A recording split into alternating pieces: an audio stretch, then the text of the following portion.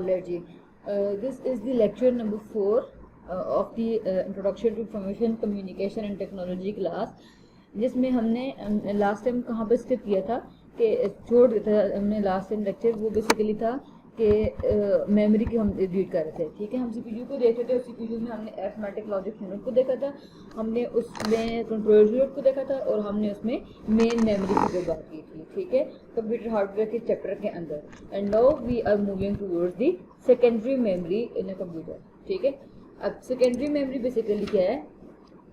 Secondary memory आपके पास एक next topic है। ठीक है, अब अभी हमारे पास सीपीयू खत्म हो चुके हैं, हम नेक्स्ट टॉपिक देख रहे हैं जो कि सेकेंडरी मेमोरी है। ठीक है, अच्छा, अब सेकेंडरी मेमोरी बेसिकली इसको हम ऑक्सिलरी स्टोरेज भी कहते हैं, इसको हम एक्सटर्नल स्टोरेज भी कहते हैं, इसको हम बैकअप स्टोरेज भी कहते हैं, इसको हम लॉन्ग टर्म स्टोरेज भी कह रहे होते हैं। ठीक है, अच्छा, अब एक आपके पास जो हार्ड डिस्क आपके पास होती है ना, एक सिंपल वे में मैं आपको बता देती हूँ। जो हार्ड डिस्क आपके पास होती है वो बेसिकली आपके पास क्या है? सेकेंडरी मेमोरी है। ठीक है, जो आपके पास डिफरेंट हार्ड डिस्क आ रही होती हैं। अब आप देखें कि आपके पास लॉन्ग टर्म स्टोरेज प्रोग्राम्स हैं। ठीक है, अगर आपने किसी प्रोग्राम को एग्जीक्यूट नहीं करना, लेकिन अगर आपने उसको बाद में किसी टाइम पे भी यूज़ करना है, तो आप उसको सेकेंडरी मेमोरी के अंदर स्टोर कर सकते हैं। ठीक है, it provides the permanent storage so that the electricity failure or switching off the computer does not harm or loss the data. ठीक है, अगर आपके पास कंप्यूटर ऑफ भी हो रहा है तो आपका डाटा तब भी स्टोर रहेगा। ठीक है, अब आपके पास देखें कि इसमें आपको लॉन्ग टर्म स्टोरेज मिलती होती है। ठीक है, अगर आपके पास डेटा आपने यूज़ अभी नहीं करना, लेकिन आपने उसको लॉन्ग टर्म कहीं पे इन द लॉन्ग रन कहीं पे यूज़ करना है, तो आप उसको यहाँ पे डाटा को स्टोर कर सकते हैं और आप उसको बाद में यूज़ कर सकते हैं। ठीक है, ये आपके पास एक एडिशनल मेमोरी है एक कंप्यूटर के अंदर डेटा को सेव करने के लिए। ठीक है, जब भी आपके पास जो डेटा आप फॉर एग्जांपल देखें, आपने हार्ड डिस्क में कोई डेटा प्लेस किया हुआ है। ठीक है, लोकल डिस्क C/D/E/F में डेटा को प्लेस किया हुआ है, जब उसमें से किसी एक फाइल को आप खोलेंगे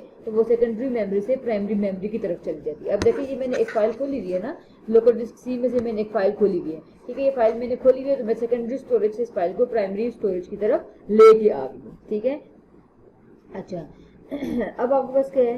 ये आपको परमानेंट स्टोरेज एक प्रोवाइड कर रही है। ठीक है, अब आपको एक हायरार्की ध्यान में रखनी है कि सबसे पहले आपके पास सीपीयू है, सीपीयू में प्राइमरी मेमोरी है, और हम सेकेंडरी मेमोरी को देख रहे हैं। सेकेंडरी स्टोरेज एक परमानेंट स्टोरेज होती है। परमानेंट स्टोरेज का मतलब क्या है कि अगर आपको कंप्यूटर शट डाउन भी हो जाए तो आपको डेटा सेव रहता है। ये एक्सटर्नल मेमोरी है कि आप जो सेकेंडरी मेमोरी है उसको आप कंप्यूटर से सेपरेट करके किसी और कंप्यूटर में भी डाल सकते हैं। ठीक है, जो फॉर एग्जांपल आपके पास जो सेकेंडरी मेमोरी है उसमें आपके पास हार्ड डिस्क आ रही होती है। हार्ड डिस्क को आप एक कंप्यूटर से दूसरे कंप्यूटर में भी शिफ्ट कर रहे होती हैं, या अपने कंप्यूटर में नई हार्ड डिस्क भी लगा रहे होते हैं। तो ये बेसिकली क्या है? आपके पास सेकेंडरी मेमोरी है। ठीक है, अब आप इसमें देखें कि इसमें क्या क्या आ जाता है। आपके पास कौन कौन सी सेकेंडरी मेमोरी आ जाती है? आपके पास मैग्नेटिक डिस्क आ जाती हैं। मैग्नेटिक डिस्क में आपके पास फ्लॉपी डिस्क आ जाती हैं। फ्लॉपी डिस्क क्या होती है कि आपके पास एक फ्लैट सर्कुलर प्लेट होती है जिसके सराउंडिंग्स पे एक मैग्नेटिक मटेरियल होता है। ठीक है, आप बस वो फ्लॉपी डिस्क आपने ऑलरेडी भी देखी होंगी जिसके ऊपर आप डेटा को स्टोर कर रहे होते हैं। ठीक है, इसमें जो आपके डेटा को स्टोर कर रहे होते हैं वो 1.2 MB डेटा आप स्टोर कर सकते हैं, या आप 1.44 MB डेटा उसमें स्टोर कर सकते हैं। मतलब आप उसमें लेस इंफॉर्मेशन को स्टोर कर सकते हैं। ठीक है, MBs में इंफॉर्मेशन को स्टोर कर सकते हैं। फिर आपके पास आ जाती है कॉम्पैक्ट डिस्क, CDs आ जाती हैं जिसमें आप डेटा को स्टोर कर सकते हैं। ठीक है, इसमें आप 65 MB डेटा 650 MB डेटा को स्टोर कर सकते हैं। मैक्सिमम जो लिमिट आपके पास आ जाती है वो 650 MB या 72 मिनट्स की वीडियो या म्यूजिक को आप CD में एक प्लेस कर सकते हैं। जो आपके पास CDs होती है जिसमें आपके पास मूवीज आती हैं, या आपने कोई गेम्स रखनी है, या आपने कोई उसमें अपने लेक्चर्स रखे हुए हैं, तो वो आप मैक्सिमम 650 MB डेटा उसमें प्लेस कर सकते हैं, जो कॉम्पैक्ट डिस्क हैं। ठीक है, अब देखें, एक CD है उसमें आपने एक डेटा राइट कर दिया, तो वो आपके पास वो कंप्यूटर में अटैच नहीं भी है, कंप्यूटर से बाहर है, तब भी वो आप डेटा किसी और कंप्यूटर में आप उसको चेक कर सकते हैं। तो ये आपके पास एक सेकेंडरी मेमोरी है, मतलब टेम्पररी परमानेंट स्टोरेज है, और एक्सटर्नल स्टोरेज है। ठीक है, अच्छा, फिर आपके पास मोस्ट फेमिलियर आ जाती है हार्ड डिस्क। ठीक है, हार्ड डिस्क बेसिकली क्या है? जो कि कंप्यूटर में लगी हुई होती है। हार्ड डिस्क में आपको जो कि आपको डिस्क की पार्टीशनिंग नजर आती है, लोकल डिस्क C/D/E/F, वो एक्चुअली आपके पास हार्ड डिस्क होती है, और वो हार्ड डिस्क पर परमानेंटली डेटा स्टोर हो होता है। लेकिन ये बात ध्यान में रखें कि जब भी आप सेकेंडरी मेमोरी में से किसी भी फाइल को एक्सेस करेंगे तो वो फाइल डायरेक्टली सेकेंडरी मेमोरी से प्राइमरी मेमोरी में जाती है और फिर वो फाइल बेसिकली आपके पास एक्सेसिबल होती है। ठीक है, ये आपके पास है सेकेंडरी मेमोरी। ठीक है, सेकेंडरी मेमोरी और प्राइमरी मेमोरी में आपको डिफरेंस पता होना चाहिए। ठीक है, जब मैं आपको लेक्चर दे रही हूँ तो आप उन बातों को जरूर गौर से सुने। प्राइमरी मेमोरी और ऑक्सिलरी मेमोरी में आपको डिफरेंस पता होना चाहिए। ठीक है, अच्छा अब उसके बाद आपके पास आ जाते हैं आउटपुट यूनिट। ठीक है, हमने सबसे पहले देखा था इनपुट यूनिट, सीपीयू को देखा था, फिर हमने सेकेंडरी मेमोरी को देखे, अब हम देख रहे हैं टू दी आउटपुट यूनिट। ठीक है, आउटपुट यूनिट बेसिकली क्या है कि वो यूनिट या वो डिवाइसेस जहाँ पे आप अपने रिजल्ट को देख सकते हैं। This is basically the final unit of the computer system. ठीक है, जहाँ पे आप अपने रिजल्ट को, जो भी आपका रिजल्ट है, या तो उसको आप विजुअल फॉर्म में देख सकते हैं या आप उसको प्रिंटेड फॉर्म में देख सकते हैं। ठीक है, so this unit presents the results of machine operations in printed और अदर विजुअल फॉर्म। ठीक है, डिस्क के ऊपर आप देख सकते हैं, विजुअल फॉर्म में आप देख सकते हैं या प्रिंटेड फॉर्म में उसको देख सकते हैं। It is a device that receive the results from a CPU. मतलब क्या कि ये वो डिवाइसेस हैं जहाँ पे आप सीपीयू से रिजल्ट को ले रहे होते हैं। मतलब आप, मैंने ये बार बार बता रही हूँ कि एक इनपुट यूनिट है, इनपुट यूनिट से डाटा मेमोरी में जाता है, मेमोरी प्राइमरी मेमोरी में जाते हैं, प्राइमरी मेमोरी से सीपीयू की तरफ मतलब प्रोसेसिंग की तरफ जाते हैं, प्रोसेसिंग हो गए फिर प्राइमरी मेमोरी में और फिर प्राइमरी मेमोरी से आउटपुट यूनिट की तरफ। ठीक है, तो जिस तरह आप, हमने ये कहा था कि इनपुट यूनिट है वो यूजर और कंप्यूटर के दरमियान कम्युनिकेट करने के लिए होता है। ठीक है, और जो आउटपुट यूनिट है ये कंप्यूटर और यूजर के दरमियान कम्युनिकेट करने के लिए होता है। इनपुट यूनिट में यूजर कंप्यूटर को इन्फॉर्मेशन देता है और आउटपुट यूनिट में कंप्यूटर यूजर को इन्फॉर्मेशन दे रहा होता है। ठीक है, जो आपके पास आउटपुट यूनिट्स हैं वो दो तरह की हो सकती हैं। आउटपुट रिजल्ट है वो आपके पास दो तरह का हो सकता है। You can have the soft copy and you can have the hard copy. ठीक है, सॉफ्ट कॉपी आपके पास हो सकती है और आपके पास हार्ड कॉपी हो सकती है। ठीक है, सॉफ्ट कॉपी और हार्ड कॉपी में क्या डिफरेंस है?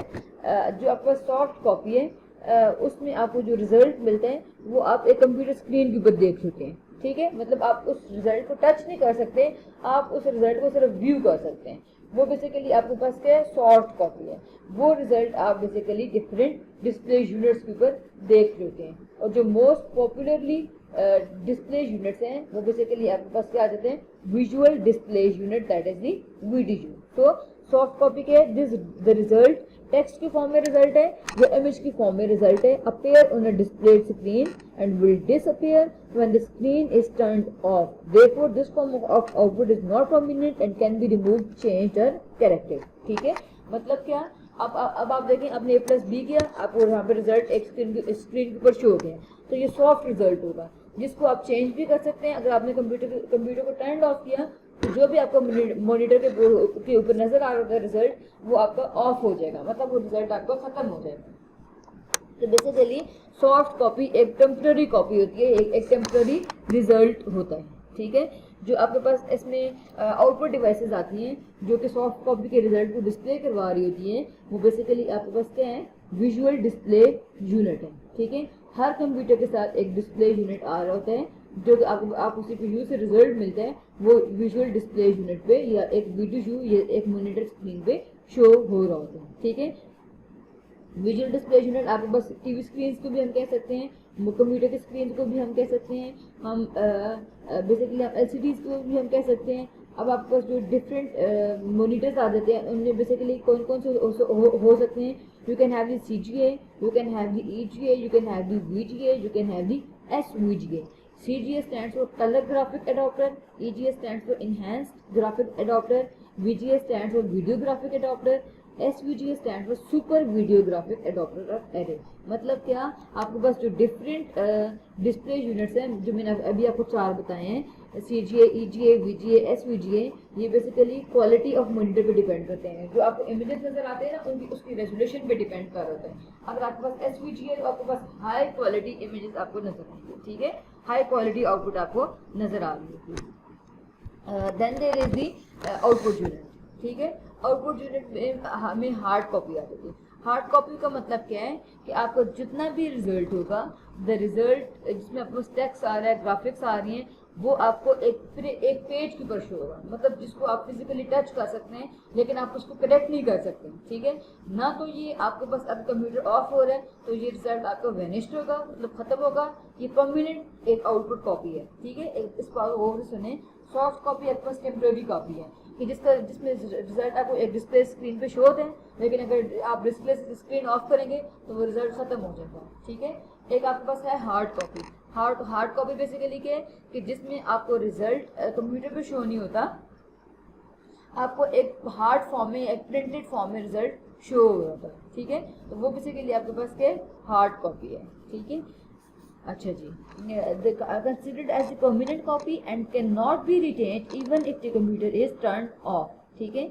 अगर आप कंप्यूटर को टर्न ऑफ भी कर देंगे तब भी आपके पास इंफॉर्मेशन सेफ रहेगी। The output devices used for hard copy are the printers and the plotters, मतलब मोस्ट कॉमनली कौन कौन से हैं, प्रिंटर और प्लॉटर्स आपके पास आ जाते हैं, ठीक है।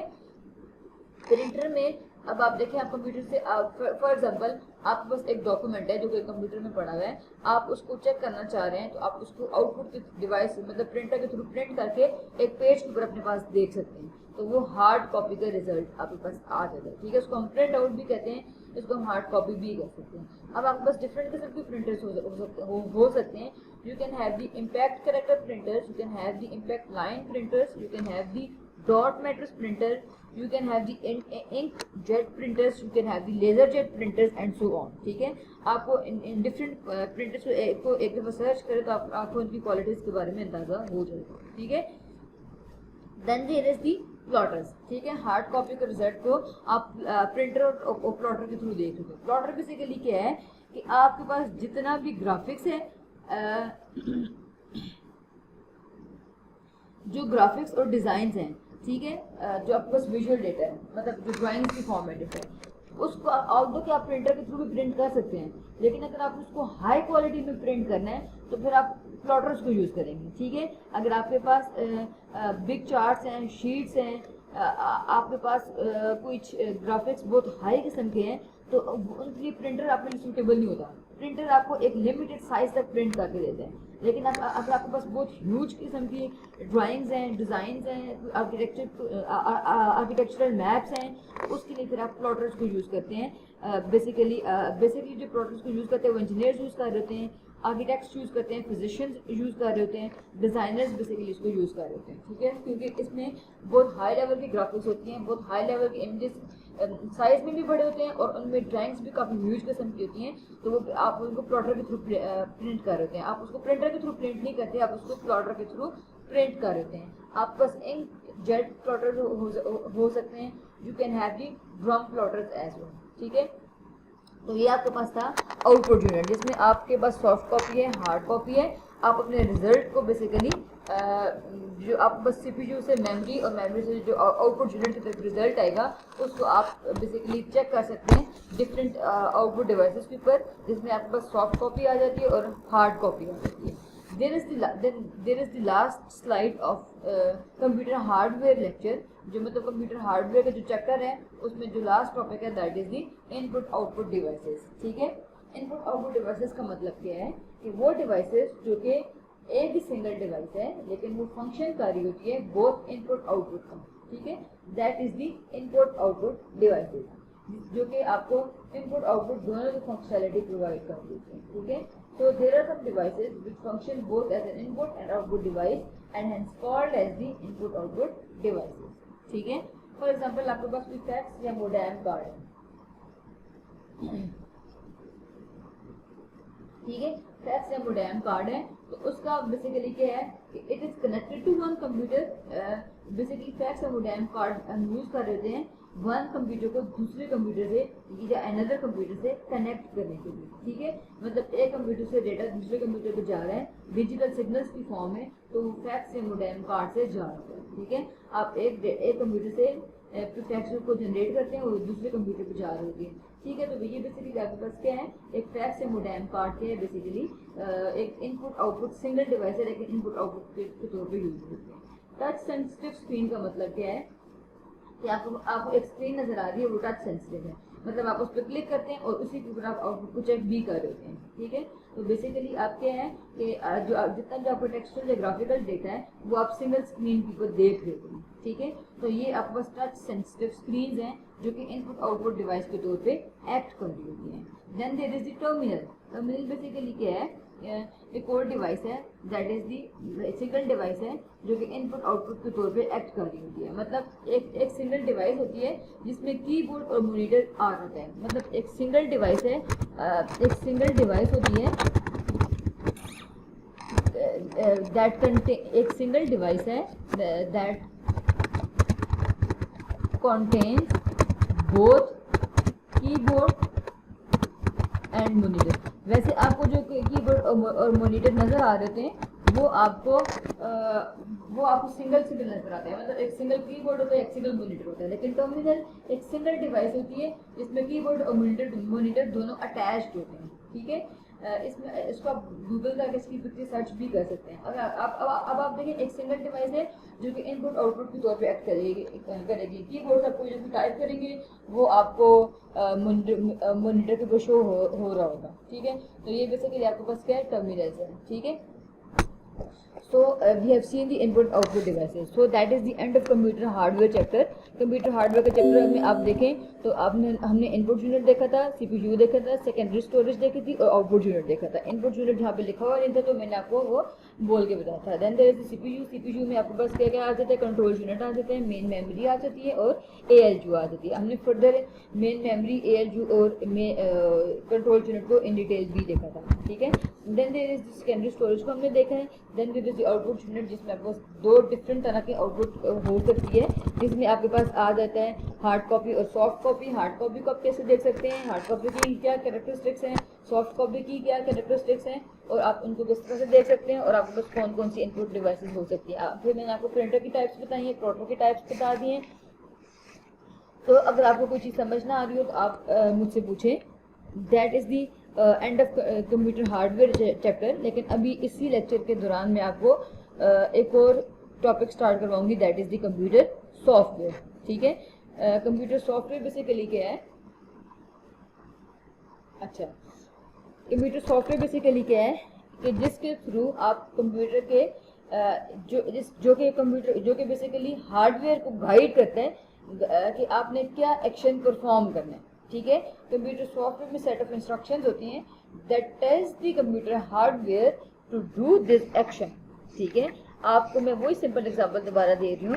अगर आपने कंट्रोल सी करना है तो आप कंट्रोल सी करेंगे तो कंट्रोल सी के बैक एंड पे जो इंस्ट्रक्शन परफॉर्म होती है वो कंप्यूटर के सॉफ्टवेयर के थ्रू परफॉर्म हो रही होती है, ठीक है। तो that is basically computer software. अच्छा, अब इसमें आपके पास क्या आ जाता है, the term software is used for a sequence of instructions given to the computer to perform a specific task. ये मैं आपको ऑलरेडी भी बता चुकी हूँ कि कंप्यूटर सॉफ्टवेयर बेसिकली क्या है कि जिसमें आपके पास सेट ऑफ इंस्ट्रक्शंस हैं जो कि आप कंप्यूटर को देते हैं ताकि वो एक स्पेसिफिक टास्क को परफॉर्म कर सके, ठीक है। Software enables a computer to perform a specific task. Software consists of programs or instructions. These instructions or programs tell the physical components what to do. Without instructions, computer cannot do anything at all. ठीक है, मतलब आपके hardware किसी काम का भी नहीं है अगर उसमें विंडोज इंस्टॉल्ड नहीं है। विंडोज इंस्टॉल्ड है that means operating system installed है, ऑपरेटिंग सिस्टम इंस्टॉल्ड है दैट मीन्स उसमें सेट ऑफ इंस्ट्रक्शंस हैं जिनके थ्रू आप हार्डवेयर के कंपोनेंट्स को या फिजिकल कंपोनेंट्स को बेसिकली आप यूज कर रहे होते हैं। When a computer uses a particular program, it is said to be running or executing that program. ठीक है, ये मैं आपको ऑलरेडी भी बता चुकी हूँ कि जब ये कंप्यूटर एक सॉफ्टवेयर या एक प्रोग्राम को रन कर रहा है दैट मीन्स उस प्रोग्राम को एग्जीक्यूट कर रहा होता है, ठीक है। देन देयर इज दी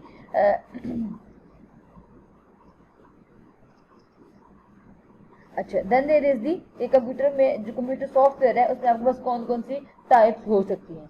अच्छा, जो कंप्यूटर सॉफ्टवेयर है अगर हम उनको ब्रॉडली देखें तो 3 डिफरेंट टाइप्स होती हैं, ठीक है। ब्रॉडली देखें तो 3 डिफरेंट टाइप्स होती हैं, लैंग्वेजेस, सिस्टम सॉफ्टवेयर और एप्लीकेशन सॉफ्टवेयर, ठीक है। लैंग्वेजेस, सिस्टम सॉफ्टवेयर और एप्लीकेशन सॉफ्टवेयर। लैंग्वेजेस भी फर्दर डिवाइड होती हैं, सिस्टम सॉफ्टवेयर भी फर्दर डिवाइड होते हैं, एप्लीकेशन सॉफ्टवेयर भी फर्दर डिवाइड होते हैं, ठीक है। सॉफ्टवेयर बहुत ज़्यादा इंपॉर्टेंट है कंप्यूटर सिस्टम में और सॉफ्टवेयर के आगे से टाइप कौन सी है, और फर्दर आप उनको किस तरह से डिवाइड करते हैं. We will see in depth about we will study in depth about all of these different types of softwares. ठीक है, सबसे पहले हम लैंग्वेजेस को देखेंगे, फिर हम सिस्टम सॉफ्टवेयर को देखेंगे, और देन हम बेसिकली एप्लीकेशन सॉफ्टवेयर की तरफ मूव करेंगे. सबसे पहले हमारे पास क्या है, कंप्यूटर लैंग्वेजेस है. कंप्यूटर लैंग्वेज बेसिकली क्या है, सबसे पहले कंप्यूटर लैंग्वेजेस में in order to communicate with the computer user need to have a language that should be understood by the computer. ठीक है, मतलब लैंग्वेज बेसिकली क्या है कि आपके पास एक लैंग्वेज एक सोर्स ऑफ कम्युनिकेशन है. ठीक है, अगर दो यूजर्स भी आपस में कम्युनिकेट कर रहे हैं तो वो एक लैंग्वेज के थ्रू आपस में कम्युनिकेट करेंगे. ठीक है, तो कंप्यूटर से कम्युनिकेट करने के लिए भी डेफिनेटली आपको एक लैंग्वेज की ज़रूरत होती है जो कि अंडरस्टैंडेबल होगी कंप्यूटर को. ठीक है, अच्छा, अब इसके लिए कंप्यूटर से कम्युनिकेट करने के लिए डिफरेंट टाइप्स की लैंग्वेजेस बनाई गई हैं. ठीक है, जिनके थ्रू आप कंप्यूटर से कम्युनिकेट कर सकते हैं. ठीक है, अब उन लैंग्वेजेस को हम दो डिफरेंट कैटेगरीज में डिवाइड कर देते हैं. हमारे पास आ जाती हैं लो लेवल लैंग्वेज और हाई लेवल लैंग्वेज. ठीक है, कंप्यूटर से कम्युनिकेट करने के लिए हमारे पास डिफरेंट तरह की लैंग्वेजेस होती हैं, और उन लैंग्वेजेस को हम दो डिफरेंट ब्रॉडली वे में डिवाइड कर देते हैं. हमारे पास आ जाती है लो लेवल लैंग्वेज और हाई लेवल लैंग्वेज. अब लो लेवल लैंग्वेज और हाई लेवल लैंग्वेज भी फर्दर सेपरेटेड होती हैं डिफरेंट लैंग्वेजेस में. ठीक है, अच्छा, लो लेवल लैंग्वेज बेसिकली क्या है कि ये बेसिकली आपके पास मशीन कोड होते हैं और close to the machine code. Machine code basically क्या चीज़ है, मशीन कोड क्या है, जो 0 और 1 की लैंग्वेज है. ठीक है, कंप्यूटर 1 और 0 को अंडरस्टैंड करता है. तो लो लेवल लैंग्वेज का मतलब क्या है, the language that is closely relevant to the computer language, that is the low level language. ठीक है, और वो 1 और 0 की लैंग्वेज होती है. ठीक है, कंप्यूटर डायरेक्टली हाई लेवल को अंडरस्टैंड नहीं कर सकता. जो आप इंग्लिश में कमांड देते हैं उसको अंडरस्टैंड नहीं करता. Computer directly low level language को अंडरस्टैंड करता है.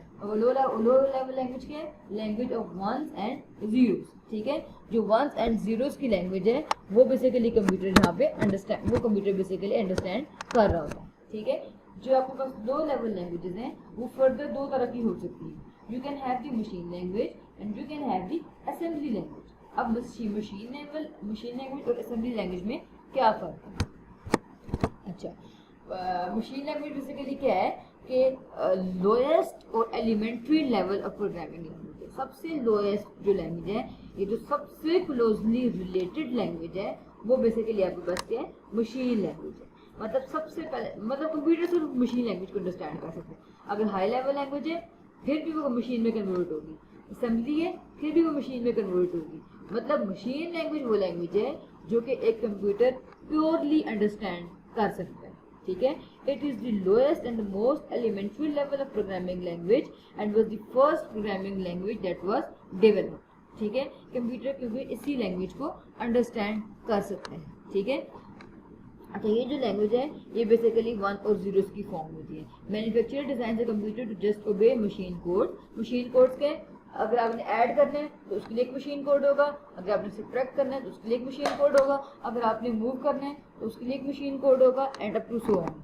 ठीक है, तो डिफरेंट आपके पास जो काम होते हैं कंप्यूटर में इंस्ट्रक्शंस को परफॉर्म करने के लिए, उसके लिए आपके पास मशीन कोड्स होते हैं. ठीक है, अच्छा, वो मशीन कोड बेसिकली 0 और 1 की फॉर्म होते हैं. 0 किसको कॉरस्पॉन्ड कर रहा होता है, 0 ऑफ को, और 1 बेसिकली किसको कॉरस्पॉन्ड कर रहा होता है, ऑन को. ठीक है, अगर 0 1 दैट मीन्स कि 1 पल्स ऑन है, 1 पल्स ऑफ है. ठीक है, मशीन कोड को याद रखें. मशीन लैंग्वेज में अगर आपने सीपीयू पे एडिशन करनी है तो वो मशीन कोड उसका एडिशन का होगा, सब्ट्रैक्शन करेंगे तो सब्ट्रैक्शन का होगा, मल्टीप्लिकेशन करेंगे तो मल्टीप्लिकेशन का होगा, डेटा को स्टोर करना है तो डेटा स्टोरेज के लिए मशीन कोड होगा, and up to so on. मतलब हर एक के लिए आपके पास मशीन कोड होते हैं. ठीक है, then there is the assembly language. अच्छा जी, असेंबली लैंग्वेज का मतलब क्या है. असेंबली लैंग्वेज बेसिकली क्या है कि वो थोड़ी सी ह्यूमन अंडरस्टैंडेबल ज़्यादा होती है, लेकिन कंप्यूटर अंडरस्टैंडेबल बनाने के लिए हम उसको मशीन लैंग्वेज में कन्वर्ट करते हैं. अच्छा, इसमें ये लैंग्वेज बेसिकली डेवलप हुई थी, जो इनकन्वीनियंसेस आ रही थी मशीन लैंग्वेज की उनको दूर करने के लिए असेंबली लैंग्वेज आ गई थी. ठीक है, ये भी एक लो लेवल लैंग्वेज है, लेकिन इसमें जो मशीन कोड्स हैं, ये जो ऑपरेशन कोड्स हैं और ऑपरेंड्स हैं। ऑपरेंड्स बेसिकली क्या है, वो दो नंबर्स जिनको आपने जिनके ऊपर आपने कोई ना कोई प्रोसेसिंग अप्लाई करनी है। ऑपरेंड्स आप बस ए और बी दो वेरिएबल हो सकते हैं, ठीक है, इनको हम ऑपरेंड्स कहते हैं। ऑपरेशन कोड हैं, ऑपरेशन अगर आपने एडिशन करनी है तो उसके लिए ऑपरेशन कोड है, मल्टीप्लिकेशन करनी है तो मल्टीप्लिकेशन के लिए ऑपरेशन कोड है। जिस तरह मशीन कोड के थे ना, उसी तरह ऑपरेशन कोड्स भी होते हैं, ठीक है। लेकिन अब हम यहाँ पे ऐड करने के लिए, फॉर एग्जांपल एक कोड मशीन लैंग्वेज में हम एक कोड दे रहे हैं ऐड करने के लिए 001, ठीक है, वो एक कोड है ऐड करने के लिए। असेंबली लैंग्वेज में हम 001 नहीं देंगे, हम ADD लिख देंगे ऐड, ठीक है। तो मतलब क्या कि ये थोड़ी सी ज़्यादा ह्यूमन अंडरस्टैंडेबल लैंग्वेज है असेंबली लैंग्वेज। ये फ़र्क को ज़रा सुने कि असेंबली लैंग्वेज जो है बेसिकली उसमें जो ऑपरेशंस हैं और जो ऑपरेशन कोड्स हैं, जो ऑपरेंड्स हैं, उनको हम अल्फा न्यूमेरिक सिंबल्स की फॉर्म में रिप्रेजेंट करते हैं। मशीन कोड से 1 और 0 की फॉर्म में रिप्रेजेंट नहीं कर रहे होते। अल्फा न्यूमेरिक सिंबल के हैं, अगर एडिशन करनी है तो ADD, सब्ट्रैक्शन करनी है तो SUB एंड सो ऑन, ठीक है। तो इसको हम सिंबॉलिक लैंग्वेज भी कहते हैं, क्योंकि हम हर इंस्ट्रक्शन के लिए एक सिंबल दे रहे होते हैं। ऐड के लिए हम एक सिंबल ADD दे रहे होते हैं, सब्ट्रैक्शन के लिए SUB, मल्टीप्लिकेशन के लिए MU and up to so on, ठीक है। तो असेंबली लैंग्वेज बेसिकली क्या है, लेकिन एक बात ध्यान में रखें कि जो असेंबली लैंग्वेज का कोड है वो कंप्यूटर अंडरस्टैंडेबल बनाने के लिए असेंबली लैंग्वेज से वापस मशीन लैंग्वेज में कन्वर्ट होता है। और वी विल सी जब हम ट्रांसलेटर्स की बात करेंगे, ठीक है। लेकिन आपको मशीन लैंग्वेज और असेंबली लैंग्वेज में डिफरेंस पता होना चाहिए कि मशीन लैंग्वेज बेसिकली क्या है, एक लो लेवल लैंग्वेज है जो कि मोस्ट क्लोजली रिलेटेड होती है टू दी कंप्यूटर, ठीक है। ये 1 और 0 की लैंग्वेज है। अगर आपने ऐड करना है तो आप 001 लिखेंगे फॉर एग्जाम्पल, ठीक है। अगर आपके पास A+B दो ऑपरेटर्स हैं तो A को भी आप 01 की फॉर्म में लिखेंगे, B को भी आप 01 की फॉर्म में लिखेंगे और प्लस जो आपने लिखा है उसको भी आप 01 की फॉर्म में लिखेंगे। लेकिन जो असेंबली लैंग्वेज है उसमें आप अल्फा न्यूमेरिक सिंबल्स को यूज कर रहे होते हैं, ठीक है। उसमें आप डायरेक्टली 0 और 1 को यूज नहीं करते, उसमें आप अल्फा न्यूमेरिक सिंबल्स को यूज कर रहे होते हैं। So that is the difference between the assembly language and the machine language, and that was the ये बेसिकली आपके पास क्या था, लो लेवल लैंग्वेज थी, ठीक है। I will finish this lecture over here and we will see the high level languages and other computer softwares in the next lecture, ठीक है। अब अभी तक आपको यहाँ तक क्लियर हो जाना चाहिए कि हमारे पास कंप्यूटर हार्डवेयर क्या था, कंप्यूटर के बेसिक्स हमने देखी थी, और अभी हम यहाँ पे हमने सिर्फ देखा है कि जो कि कंप्यूटर सॉफ्टवेयर है उसकी टाइप्स कौन कौन सी हैं, और उसमें से सिर्फ हमने लो लेवल लैंग्वेजेस को देखा है और लैंग्वेजेस में लो लेवल लैंग्वेजेस को सिर्फ देखा है, ठीक है। कंप्यूटर लैंग्वेजेस को देखा है और कंप्यूटर लैंग्वेजेस में हमने सिर्फ लो लेवल लैंग्वेजेस को देखा है, ठीक है। नेक्स्ट लेक्चर में हम high level languages and up to so on सारा लेक्चर को डिटेल में देखेंगे, ठीक है। अगर जहाँ तक आपका कोई भी आपकी कोई भी क्यूरी है या आपका कोई भी क्वेश्चन है तो आप मुझसे यहाँ पे कर सकते हैं। I have miss spelled over here,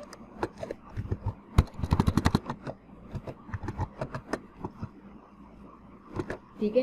तो ये आपके पास यहाँ पे लेक्चर मैं एंड कर रही हूँ। अगर आपको कोई भी क्यूरी है तो आप मुझसे पूछ लें। 1 सेकंड में थोड़ा सा इसको